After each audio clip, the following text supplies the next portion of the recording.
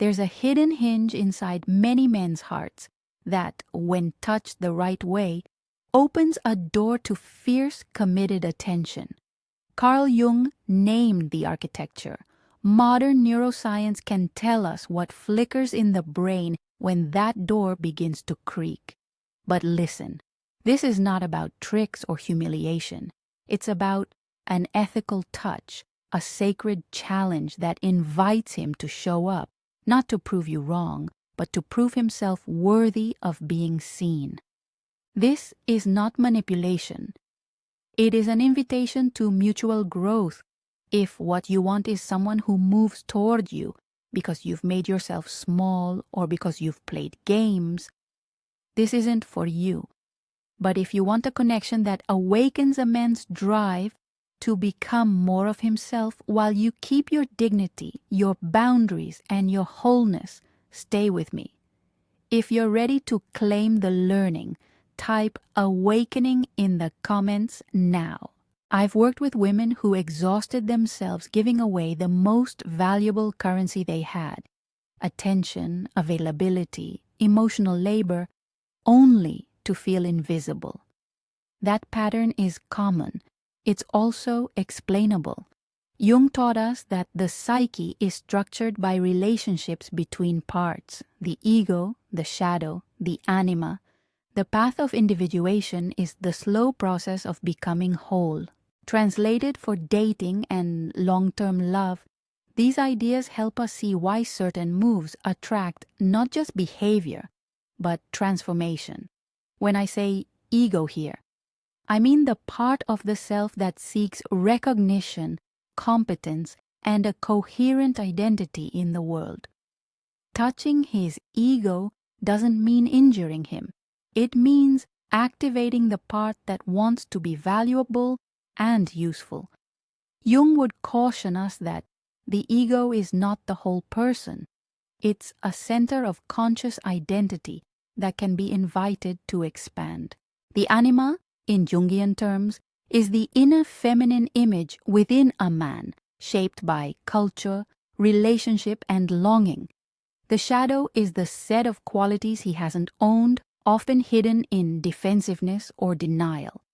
Individuation is the hard, slow work of integrating those pieces so a person becomes whole, more honest, more capable of intimacy. Modern neuroscience offers compatible language without replacing Jung.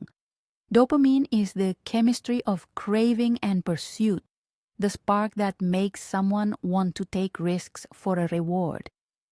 Vasopressin and oxytocin relate to attachment and comfort, the hormones that build a sense of being tethered to someone else. Testosterone influences motivation and status seeking in ways that can intersect with how a man responds to a challenge to his competence. None of this is deterministic. These chemicals nudge behavior. They do not remove agency. When used ethically, what we'll talk about can increase the likelihood that a man will move toward connection and responsibility rather than away from it. I'll teach you 3 core principles you can use today. No coercion, no humiliation, rooted in Jung's depth psychology and explained through modern biology. They are mirror of the soul, paradox of presence, and confronting the shadow. Each one is an invitation to see, to withhold just enough to invite, and to hold the darker edges with compassion so real intimacy can form. Use them in sequence and with integrity. Use them without inner work and they feel like a performance. Use them with inner work and they become tools for real relational maturation. Let's begin with the mirror of the soul. The mirror of the soul is simple in idea and subtle in practice. It is not flattery. It is a calibrated way of reflecting back to a man an image of himself that he recognizes deep down but hasn't yet dared to act on. Think of it as showing him an outline of his better self, a version that contains both competence and a longing to be valued. Jung called attention to projection. We see in others what lives unacknowledged in us. The mirror of the soul leverages that dynamic in a dignified way. You reflect, he sees, he moves toward the image. The mirror doesn't make him, it awakens what's already there. Neuroscience helps us understand why that awakening often leads to action. When someone perceives recognition for a capability or potential, the brain rewards that perception with dopamine, the signal that says, "This is worth pursuing." At the same time, when his effort is acknowledged without being infantilized, vasopressin and oxytocin systems can engage in ways that connect motivation to attachment. He begins to value you as the person who sees him accurately. The combination of being seen and being challenged nudges a man to try, to prove to himself that he matches the image reflected back. Practical example, Mariana. She came to me exhausted. She had been the planner, the emotional regulator, the one who smoothed every disagreement. Her partner was kind in small moments but disengaged in the big ones: career moves, life decisions, shared vision. Mariana's first instinct had been to ask for affection. When that didn't work, she tried logic. When that also failed, she apologized and tried harder. Nothing changed. We began small. Instead of asking him to be more present, Mariana started asking him about the future in a way that assumed capacity. One evening, over dinner, she asked, "When you imagine where you want to be in 5 years, who is standing next to you?" The question was softer than a demand and larger than a compliment. It assumed competence. It offered a reflective canvas. He stumbled at first, then described things he'd confessed only to himself: the business he wanted to build, the father he feared repeating, the stubborn refusal to admit he was afraid of failing financially. Mariana didn't fix him. She didn't lecture. She leaned in, soft-eyed, and echoed back what she heard in a way that combined admiration with an invitation. "I see someone who wants to build something meaningful. That kind of care needs room. How would you like to make space for that?" Her words created a mirror that showed potential and asked for a plan. Dopamine did its part. He began to feel the small thrill of pursuit, of moving toward the version of himself he liked to imagine. Vasopressin followed as their conversations deepened into shared planning. Within a few months, he took concrete steps on the business idea he'd long shelved. Not guaranteed, not miraculous, but real movement. What did Mariana do in practical terms? 3 concrete behaviors you can replicate. First, ask calibrated, future-oriented questions that assume ability. Instead of, "Why don't you ever?" or "Why can't you?" Try, "What would be different if you had more time to work on that project?" Or, "When you think about 5 years from now, what part of that life makes you feel proud?" These questions are invitations into competence. They nudge the imagination toward agency rather than shrinking it with complaint. Second, reflect his potential in specific terms, not general praise. Generic compliments are easy to dismiss. Specific reflection is harder to ignore. Say, "I noticed how you organized that meeting. There was a clarity in how you set expectations that made everyone follow through. That kind of leadership sticks with me." The sentence names a particular skill, attaches value to it, and implies that you've been watching, not to judge, but to notice. This is the mirror. It tells him who he is in a way that encourages him to behave like that person more often. Third, combine admiration with an invitation to act. You don't hand the script, you invite collaboration. Use lines like, I believe you could do that. If you wanted to, what would be the first small step? Or, I'm curious, how would you begin if you were building this for yourself?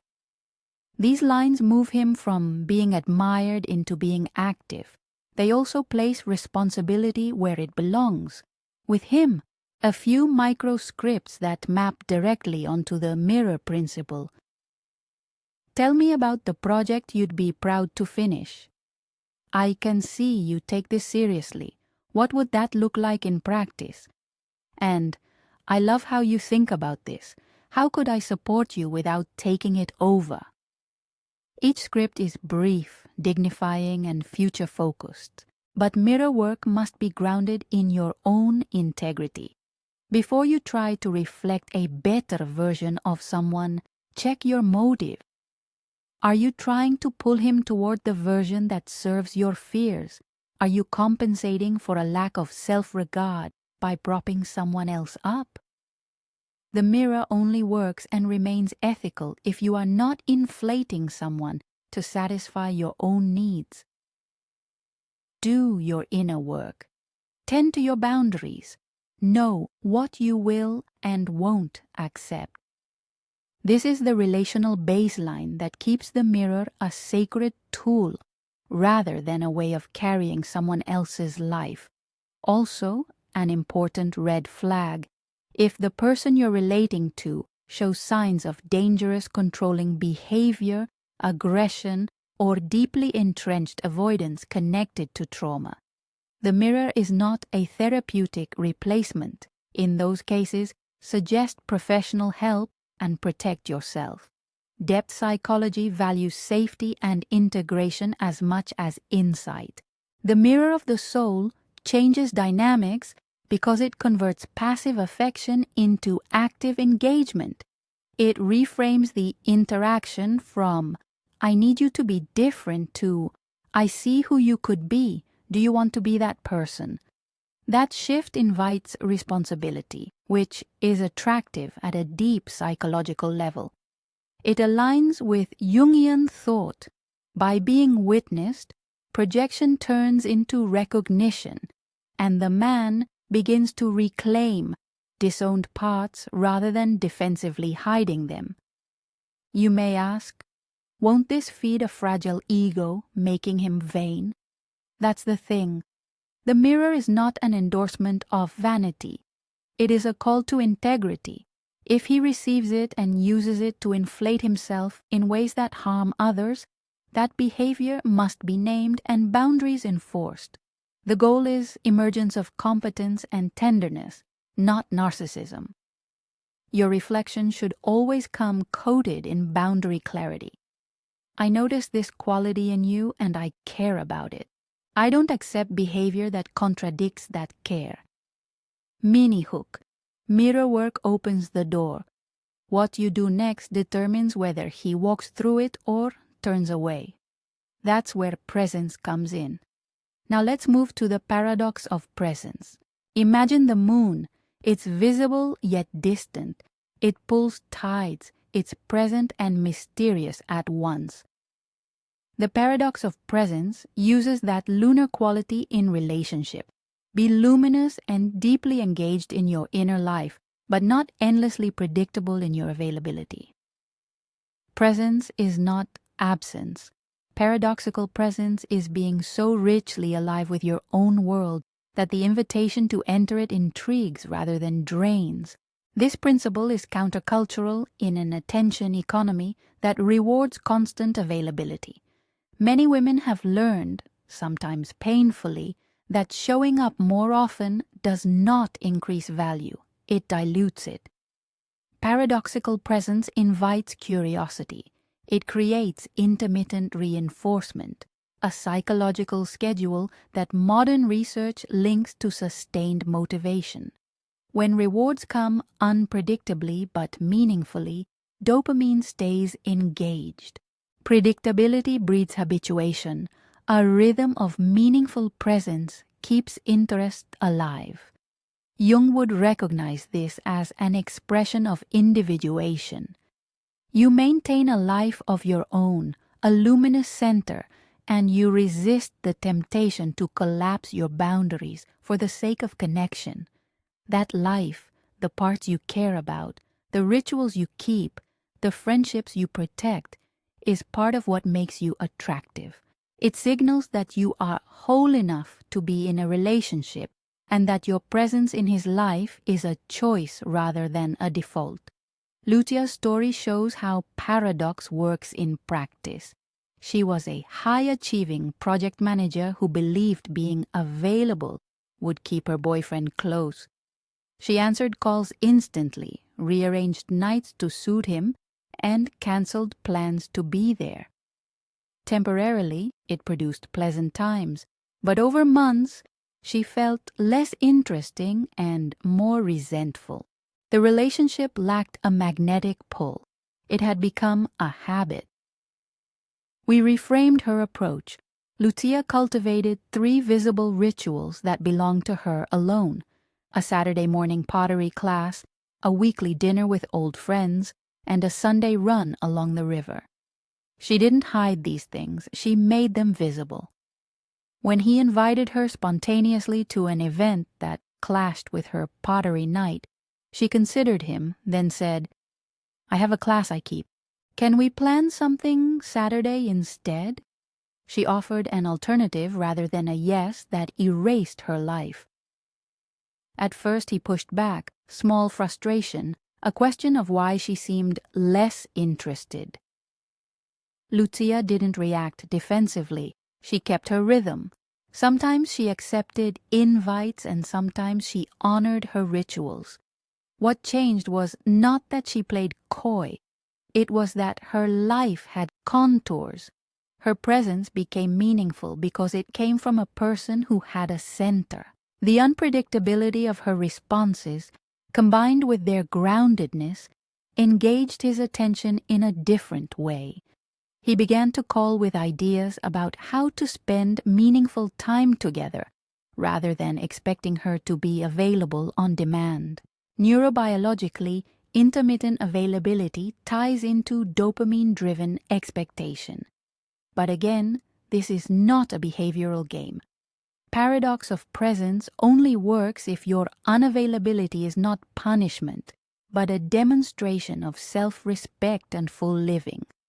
Withholding attention as a weapon is abusive.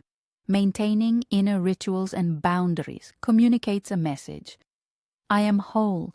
I choose to share my whole life with someone who enhances it.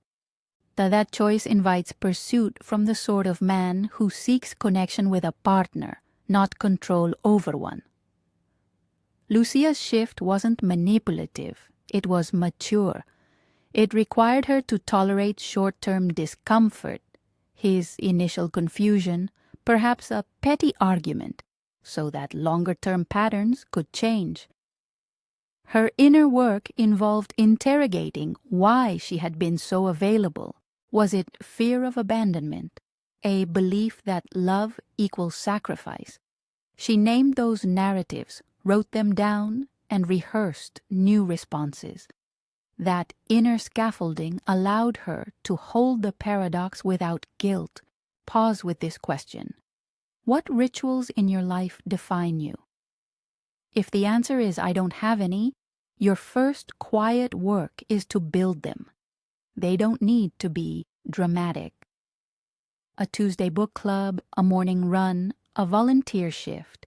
These small structures announce that your life is not negotiable. They give you the leverage to be generous without sacrificing yourself. I'll show you concrete behavioral patterns for paradox of presence, how to calibrate responsiveness, how to visibly maintain a life. But before we go there, notice the hinge between mirror and paradox. Mirror activates potential. Paradox converts that activation into desire that must now be earned by presence that matters.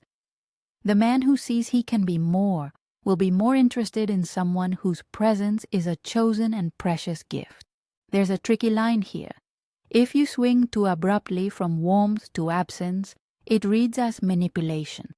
If you are always available, it reads as neediness. The art is in the gradual contouring. availability that is generous but not expectable. Start with small commitments to yourself and honor them visibly. Let your inner life be magnetic.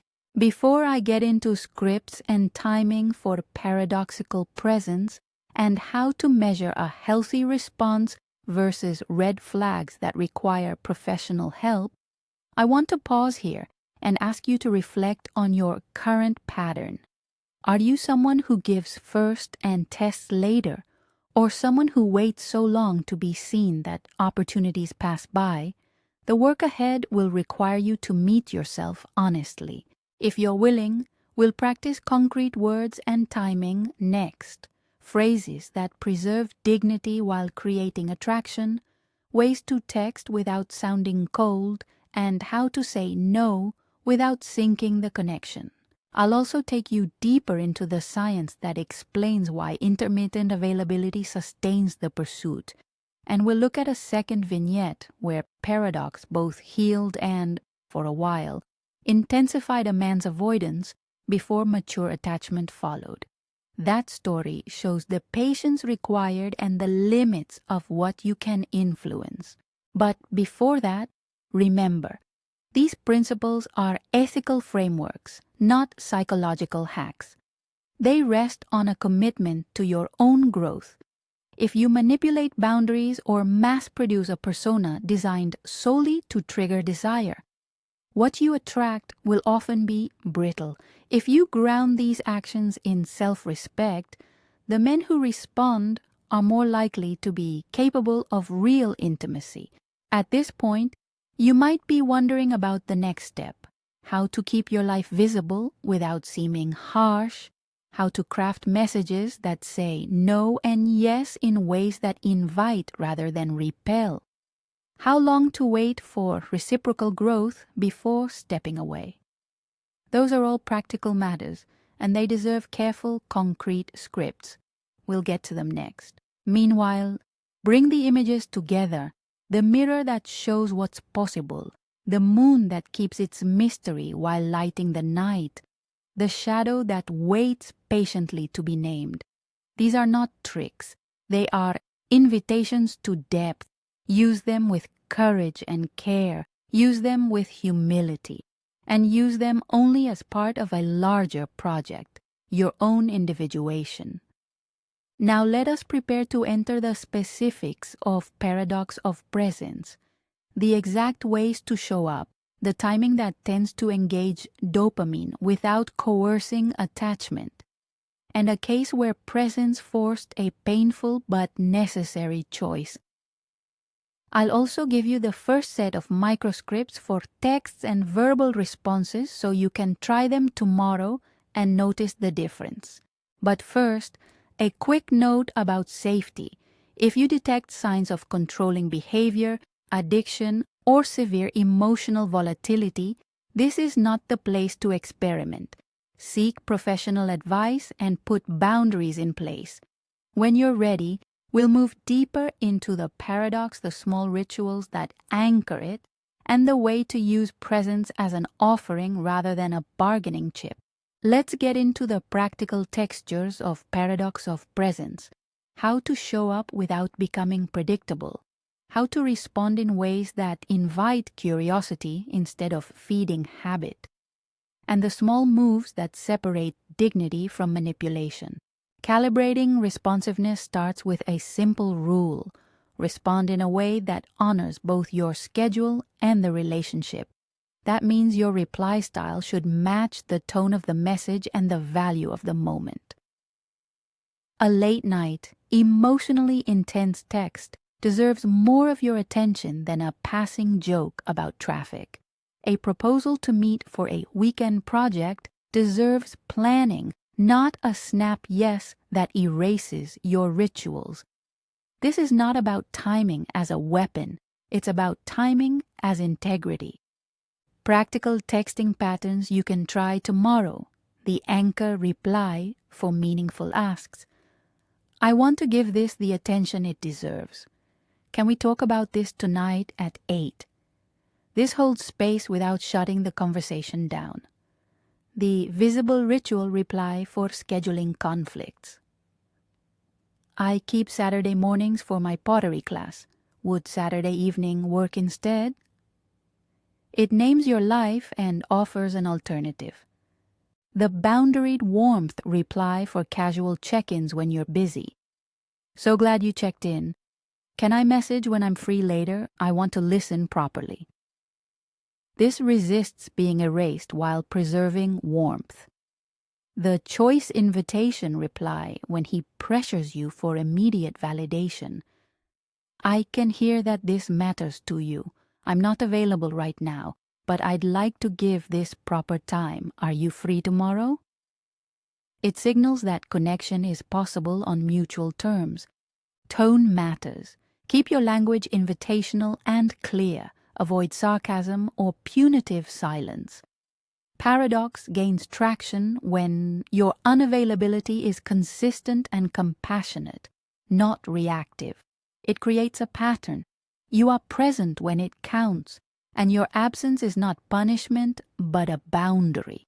How to maintain visible rituals without drama. Make them public in gentle ways. Mention your book club or class in conversation. Invite him sometimes. Let him see that your life is full and chosen. Keep small weekly anchors. 3 commitments are enough: 1 creative pursuit, 1 social ritual, 1 physical practice. These build a life that resists collapsing into relationship codependence. Use language that frames rituals as joyful, not defensive. I have my Sunday run. It's my time to reset. I'd love to plan something special afterwards. This turns your rituals into invitations rather than walls. How to read his response: healthy versus red flags. Healthy pattern: initial confusion, curiosity, adjustment. He may ask questions, check his own schedule, or show interest in planning. He may feel momentarily frustrated but stays engaged in conversation about the relationship. Concerning pattern: punitive demand for access, attempts to undermine your rituals, repeated disrespect of boundaries after you set them, or attempts to isolate you socially. If you notice controlling patterns, escalate safety measures, document behavior, talk with trusted people, and seek professional advice if needed. A vignette about Paradox's patience. Teresa. She was in a relationship with a man who adored her in private, but treated her availability as an entitlement. When she began to honor her own rituals, her Sunday morning sewing circle, weekly hikes, he reacted with a mix of confusion and passive withdrawal.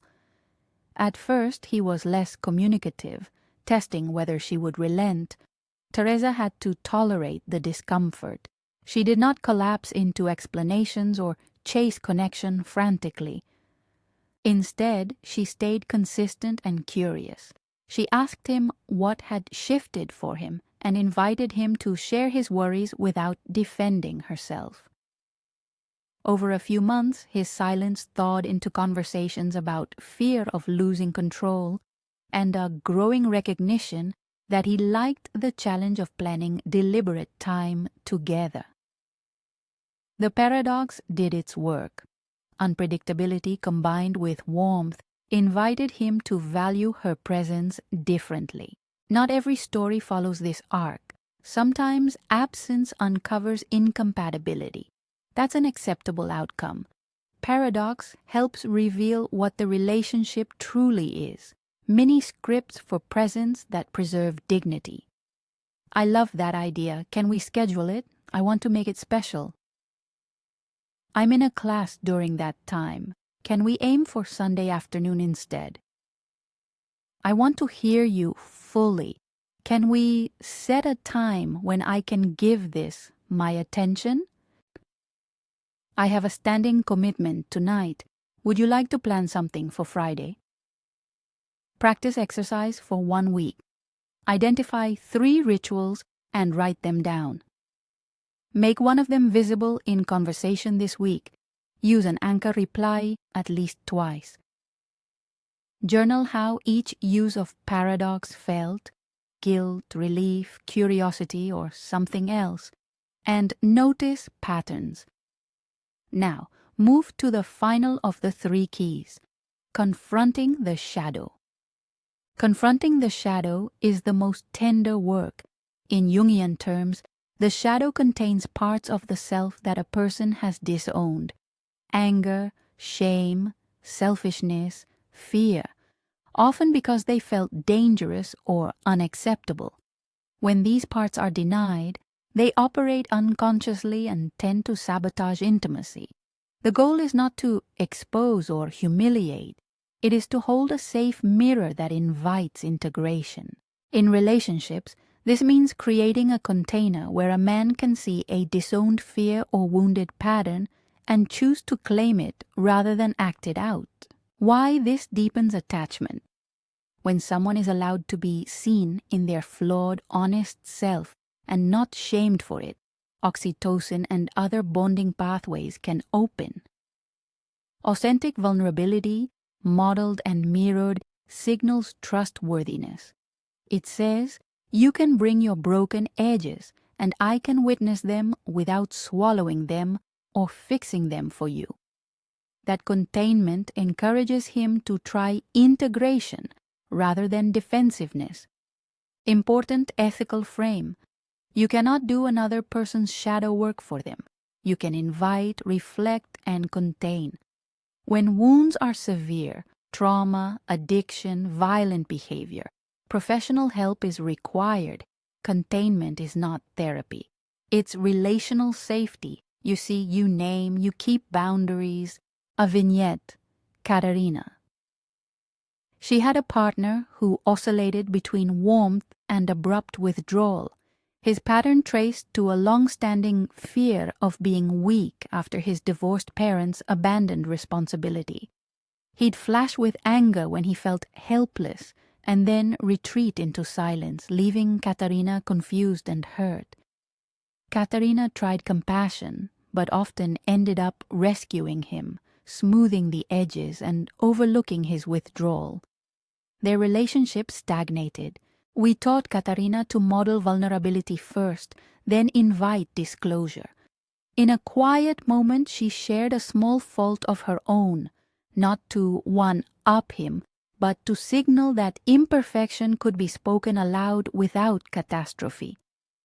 "I've been thinking about how sometimes I avoid telling the truth when I'm afraid of losing people," she said. That one sentence lowered the stakes. He looked relieved and said haltingly, "I think I do the same. Sometimes I shut off because I'm scared I'll be the weak one."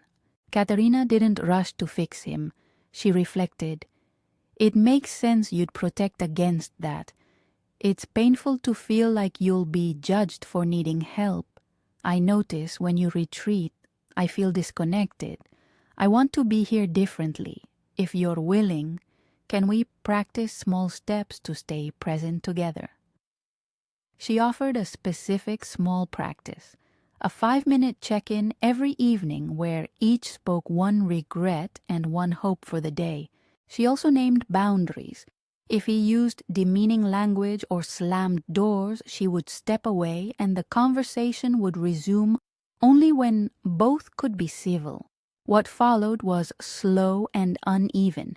He initially reverted, but because Katerina had modeled vulnerability and maintained boundaries, he began to bring smaller disclosures to the check-ins, an admission about being scared to ask a boss for a raise, a memory of shame about not measuring up. She mirrored these without rescuing. "That sounds terrifying. Thank you for saying it." Her containment allowed oxytocin pathways to link safety to honesty. Over time, he sought counseling. Their communication improved.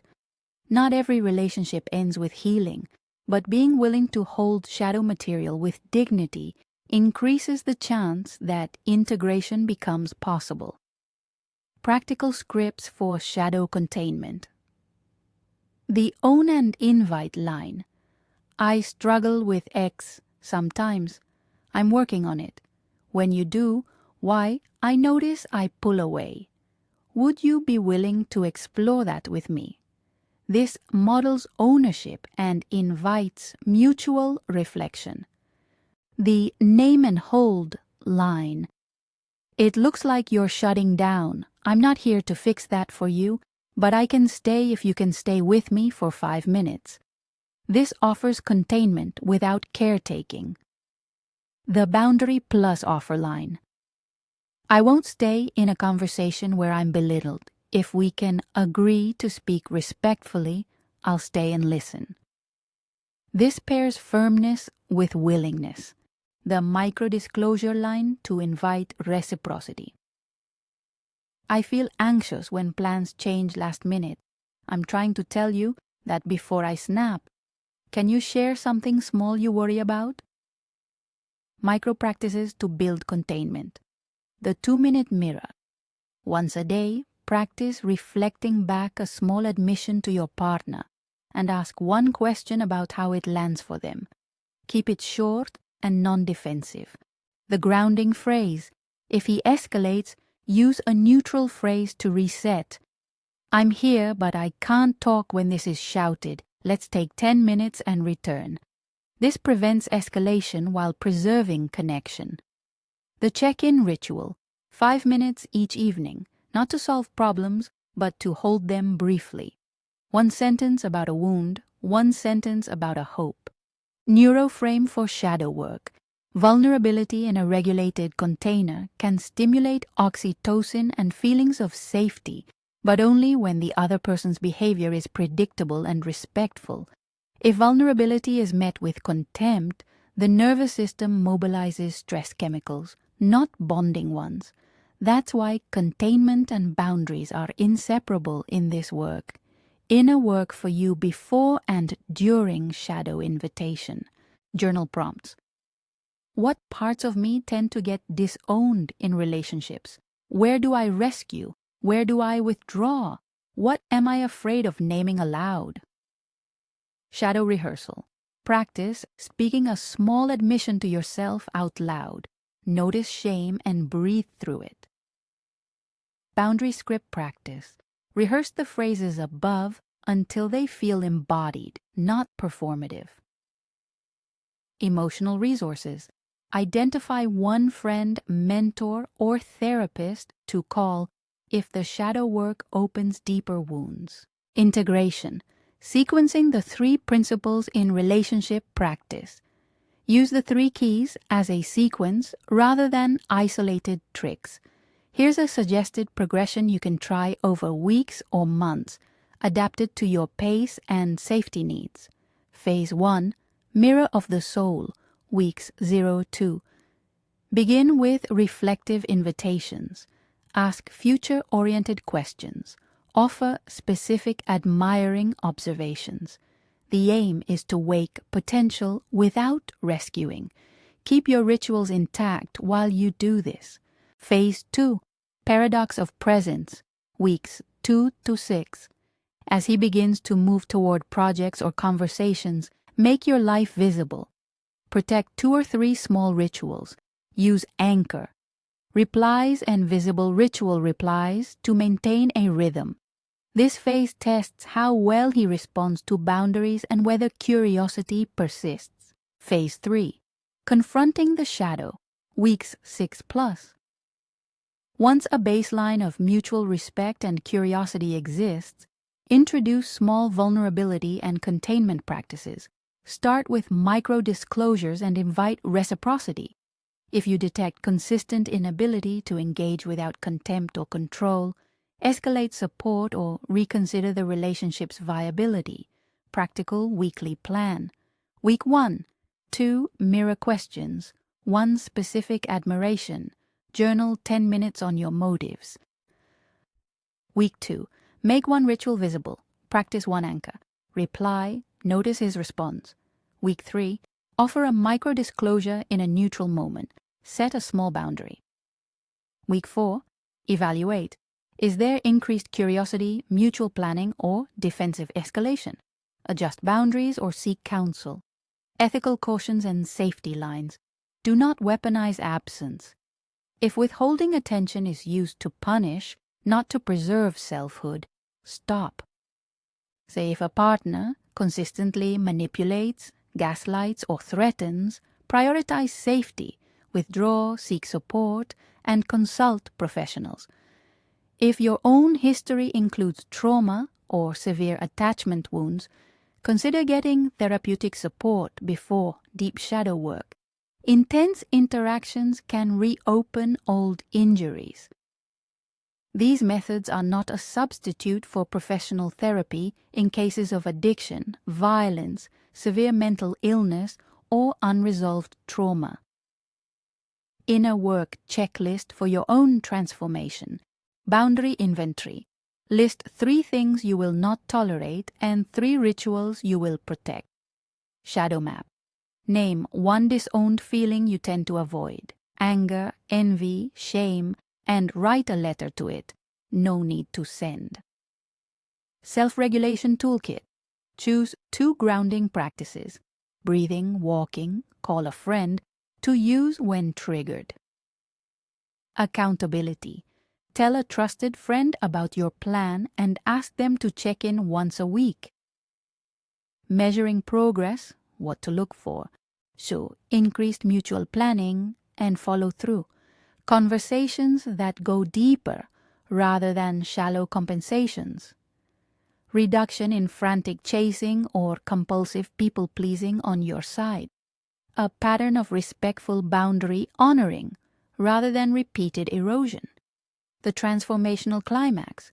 What this work makes possible, imagine 2 people who enter relationship not as halves seeking completion, but as whole people choosing union.